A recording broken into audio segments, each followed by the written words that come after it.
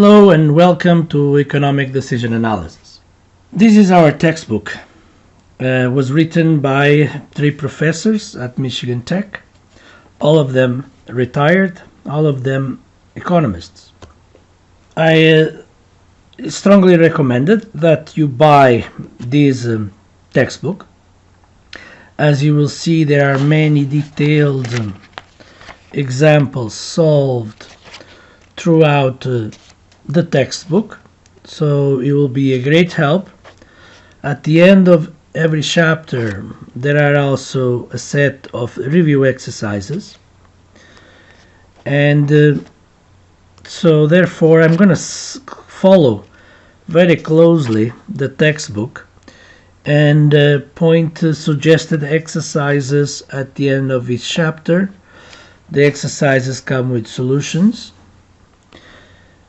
and I'll be here to assist you if you can't solve those exercises yourself. The textbook is very lean, meaning that it is relatively short, has about 180 pages, and straight to the point. So the textbook goes for $64, the 4th edition, and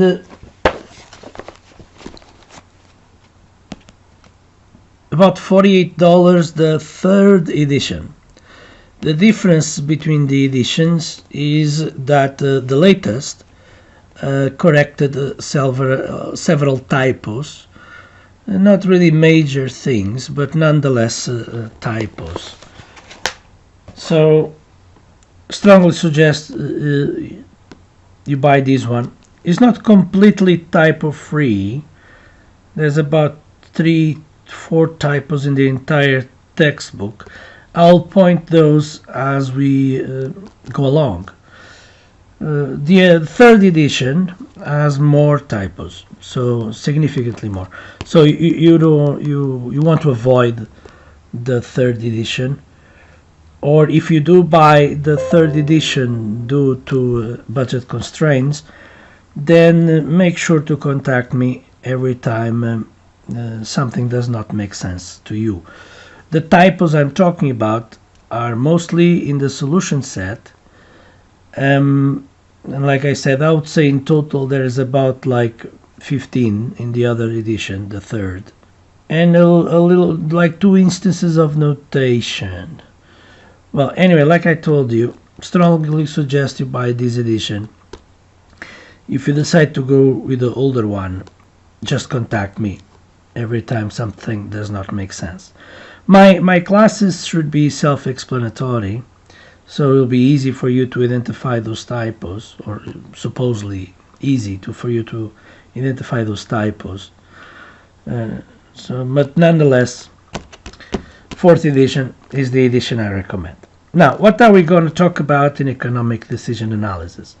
As the title suggests, we're going to introduce tools here during this course so that you are able to either maximize profits or minimize costs of any given activity you may consider to engage.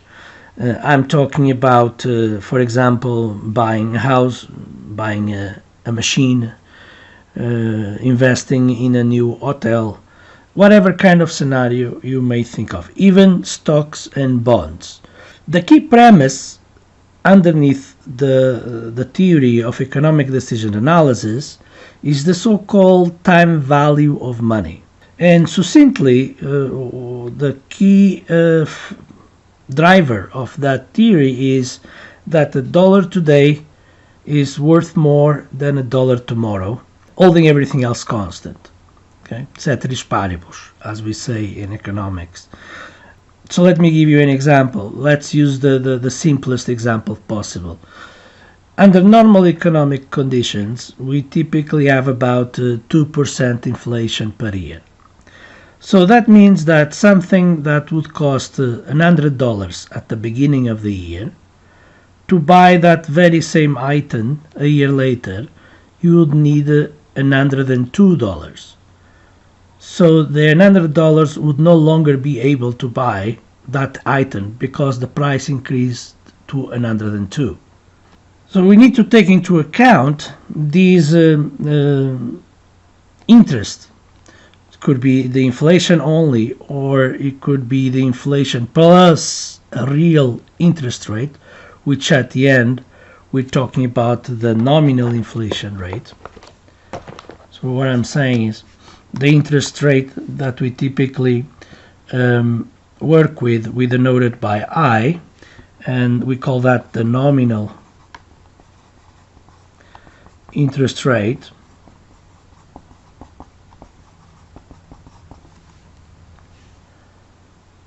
So I is called the nominal interest rate and is driven by the inflation rate that I just mentioned.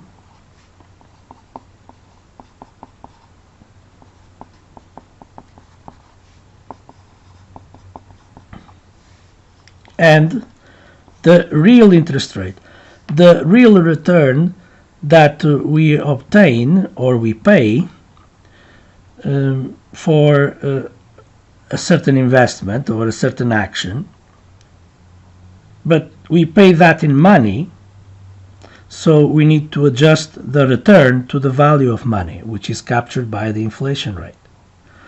So the R is what we call the real interest rate.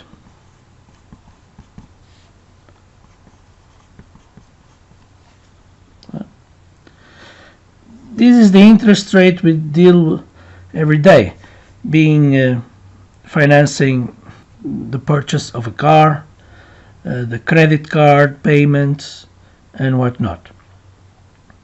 And is driven by the real return that the financial intermediaries or economic agents want, adjusted for the inflation rate. So at the end, the real return on an investment, it's equal to the nominal interest rate minus the inflation rate.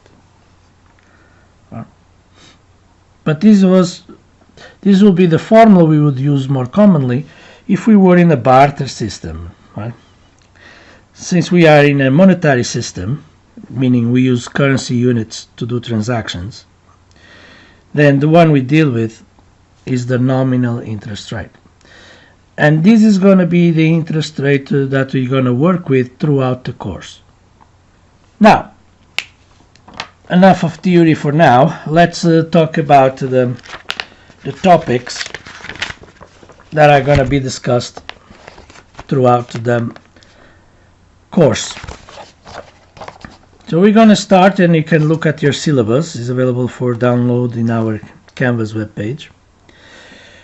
We're going to start with chapter 1, which is going to be relatively long, given that is a broad introduction of several tools that are going to be used throughout the semester. We're going to start by differentiating different types of interest compounding, namely the simple versus the compounding method, and the key premises of finding, the present value of a stream of cash flows, or computing the future value of that stream of cash flows. For example, if I have $100 today and the interest rate is 10%, then how much money will I have a year from now? So that'll be 110. And then what if I leave it there compounding for an additional years? So how much do I have at the end of 2 years, at the end of 10, at the end of 20, and so on? So that's the kind of basic questions we're going to initiate with. Then we're going to look at how can we transform a series of varying cash flows into something that is uniform through time. So instead of having a cash flow stream of $100 a year from now, 200 a year, 2 years from now, and then let's say 170 3 years from now, what is the amount, the uniform cash flow series? What will be like? Would this be equivalent to receiving like $120 at year 1, year 2, and year 3? That will depend on the interest rate, but that's the kind of questions we also going to address, is how to transform a timeline with varying cash flows into a timeline with constant cash flows. And we call those constant cash flows, we call them annuities. Then we're going to play with the interest rates, and we're going to go further than the description I mentioned just a couple of minutes ago. We're going to look into the nominal and the effective interest rates. The difference being the frequency of compounding. If the interest rate is, let's say, 12% per year, but compounds every month, meaning the interest is paid every month, not annually, just like a regular mortgage payment or credit card payment or car financing. Usual debt is paid on monthly payments. Will at the end of the year actually be 12% the interest rate. The total amount that I paid in interest at the end of the year was actually equal to 12% of the principal, of the amount that I borrowed. And the answer is no. It's going to be slightly higher. And that's why we're going to learn how to compute those. The nominal, which is the one we are told, and the effective, which is the one we actually end up paying. Then we're going to move on to chapter 3. And in chapter 3, we're going to basically build upon the teachings of chapter 1 and chapter 2 by looking into how to compute net present value, annual worth, and internal rate of return. So the first two are measured in dollar amounts. The last one is measured as a percentage. And then in chapter 4, we're going to learn about how to read cash flow statements, to understand what is actually written in a formal cash flow statement, what does each rubric actually means. So a little bit of accounting here. Chapter 5, depreciation and taxes, how to deal with those in our assessment if a project is actually economically viable or not, meaning if it makes sense to invest in it or not. And we're going to use the US laws as the proxy to evaluate these projects. We are in the US, so we're going to use the US laws. We're going to stress at that time that every country has their own tax system, so we have to be careful when investing in other countries or even buying stocks from foreign companies, because the report that they disclose, the rubrics, even if they call it the same name, might not have been computed using the same formula, and therefore that number that is shown there will represent something else than what it means in the US. But like I said, we're going to focus on the US system. Remember that this is an introductory course to finance, so we're going to keep it simple. Then in chapter 6, we're going to look at different types of methods to evaluate the economic viability of a project. And succinctly, these methods fall into two categories. Methods where we evaluate projects based on solely the dollar amount that they generate, and methods that evaluate those very same projects based on the return per dollar invested. So one thing is to look at what was the overall amount of dollars as a profit from the operation. Another thing is to look at it as as a percentage return, meaning per each dollar that I invested, how much did I actually got back? Right? And the most accurate, as you math savvy students already probably know, is we need to evaluate projects based on the percentage return that they provide. Nonetheless, we're going to cover all the methods out there because some employers, businesses, are less sophisticated than others. because there's additional difficulties in computing percentage return methods. Then chapter 7 will go further on the teachings of chapter 6 by basically bringing into play a fixed budget for our investment. So let's say we have $1 million to invest. Should we put the money all in one project? Should we put it in different projects? What is the best allocation of our budget? Then in chapter 8, chapter 8 is primarily focused on cash flow series that are all negative. For example, buying a car, right? So you spend money buying the car and then you spend money maintaining the car.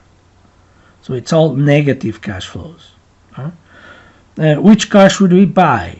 Well, the question is, if we have alternative cars that provide the same utility, then the challenge is to pick that one that minimizes our costs, right? Minimizes our negative cash flows. So that's what we're gonna focus on. Prior to this chapter 8, we were dealing with cash flows that are both negative and positive. Imagine we buy a business, we invest, so we have a negative cash flow up front, and then we have a series of positive cash flows, which are supposed to be the profits, right? So in that instance, that normal case of a business investment, you have both negative and positive cash flows. In chapter 8, we're going to focus on situations that only have, or mostly have, negative cash flows. Then, chapter 9, we're going to move to the financial industry, the stock market itself.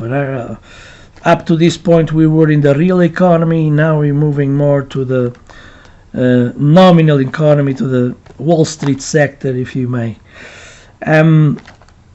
So we're going to learn about stocks, bonds, and other instruments that are typically used to raise funds, right? So you probably heard about initial public offerings, like Facebook, when it was sold publicly, their stock.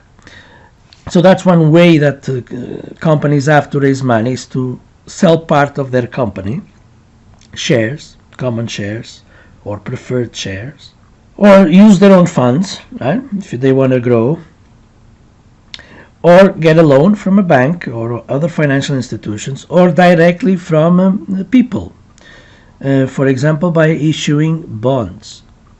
My point being that at this stage we're going to study different forms of raising money, and every method used is going to come with a cost, and therefore at the end of this we're gonna, once we assess, okay, we raised money from all these different sources at all these different costs, so what is our weighted average cost of capital, right? Given all these sources of money, at the end, what is the average cost of money given the weights from each source, meaning what was the portion of money that we got from source A, what was the portion of money we got from source B.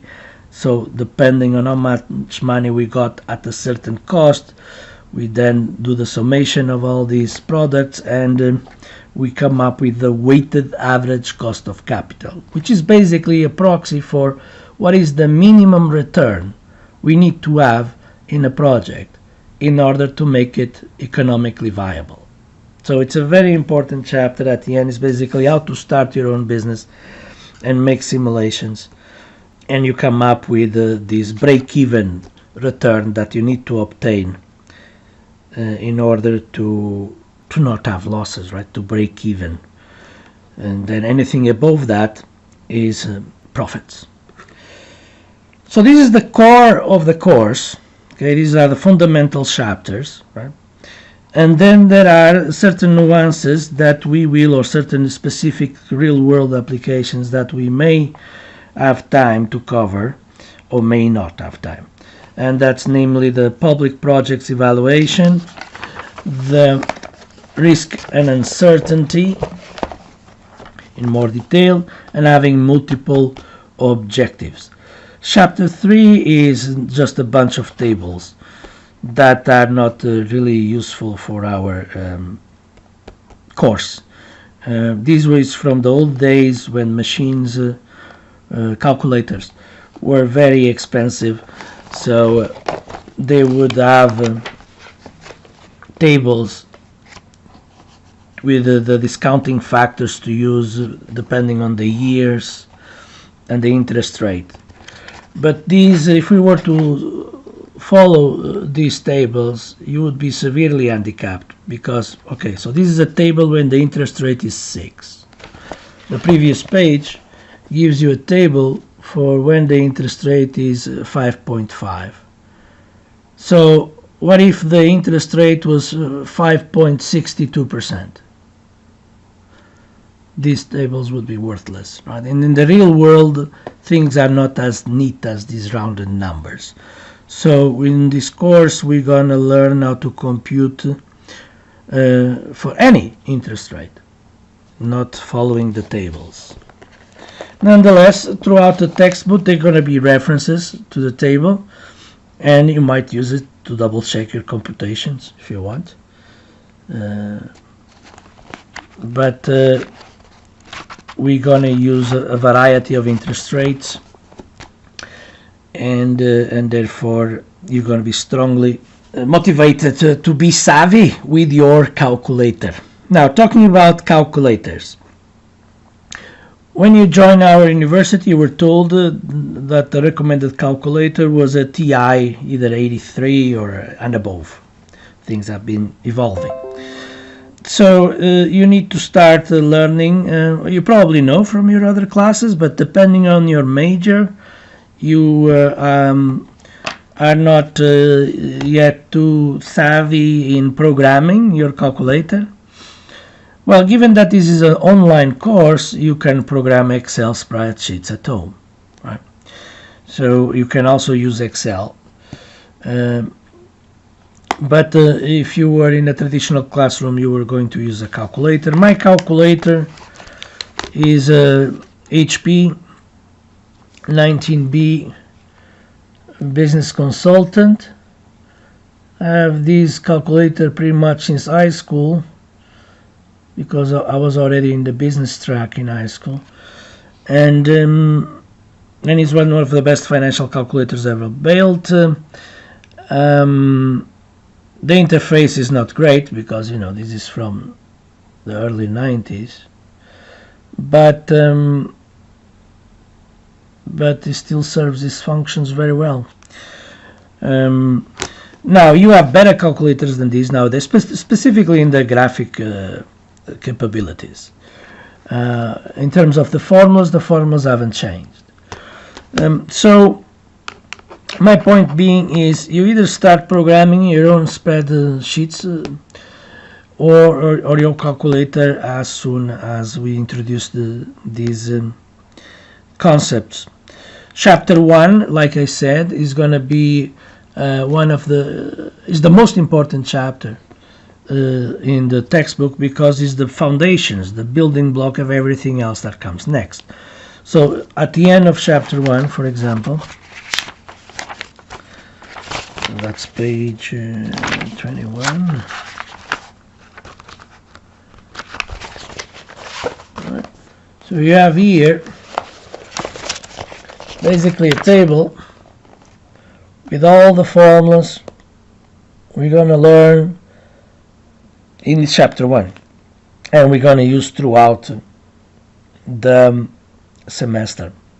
In fact, there is a formula for the gradients. This is for the linear gradient. The formula for the geometric gradient is not here, is in the previous pages. But I'll mention these things as we go along. But nonetheless, this has most of the formulas. There's pretty much just one formula missing, and that's the one on page 18 at the bottom. Okay, that's where it says page 18. So that's the formula that is not shown on page 21. But my point was that this formula sheet shall be always with you throughout the entire course. Okay, so copy it or have the textbook with a marker for this page, because you're gonna always need it. Alright, so this is a brief introduction to what we're gonna cover. See you in the next video, where we're gonna start de facto the materials of chapter 1.